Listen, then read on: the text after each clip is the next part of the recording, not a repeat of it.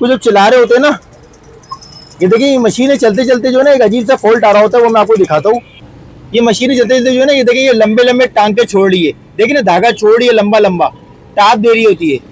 ये लंबे लंबे टांके छोड़ रही है, देखे ना आप, ये लंबे लंबे टाप दे रही है, कितना लंबा टाप दिए, तो लंबे लंबे टांके छोड़ रही है, छोटे टांके बड़े टांके मिक्स करके कर रही है। इस मसले को आपने किस तरह से हल करना है मैं आपको बताता हूँ। सिलाई मशीनों में बेशुमार मसले होते हैं, सबसे बड़ा मसला होता है मशीनें टांका छोड़ती है, कभी टाप देती है, कभी टांका लगाती है, कभी नहीं लगाती। ये 2-3-4 मसले होते हैं।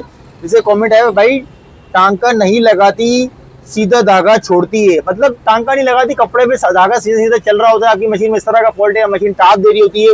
एक छोटी सी मिस्टेक होती है, वो आपको मैं बताता हूँ। 1 मिनट में आप अपनी मशीन को जो टाप देने का मसला है ना, वो आप हल कर सकते हैं। ये धागा नहीं उठा रही है, बहुत सारे मसले एक फॉल्ट की वजह से होते हैं, वो मैं आपको आज की वीडियो में बताता हूँ। देखिए आपको ये छोटा सा स्क्रू नजर आ रहा है, ये स्क्रू है फॉल्ट, ये टाप देने की वजह ये छोटा सा स्क्रू। वजह क्या होती है मैं आपको अब दिखाता हूँ।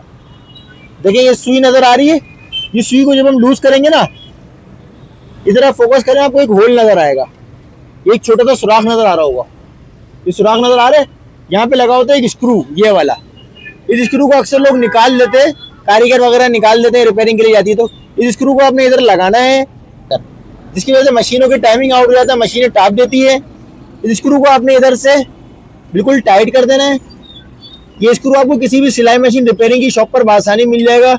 इसके लिए मुझसे रब्ता करने की जरूरत नहीं है। लोग मुझसे रब्ता करते हैं तो उमर भाई ये 5-10 रुपए का स्क्रू है, ये आप हमें घर पे पहुंचा दें।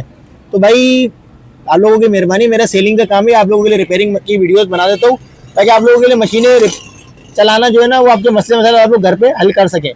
और ये देखें, ये अब हमने यही सुई लगा दी, ये स्क्रू लगाने के बाद अब देखिएगा मशीन को चलाकर दिखाता हूँ मैं आपको। वही मशीन वही सुई, सुई भी चेंज नहीं करी, लेकिन आप लोग सुइयाँ चेंज कर देना, मैंने तो नहीं करी।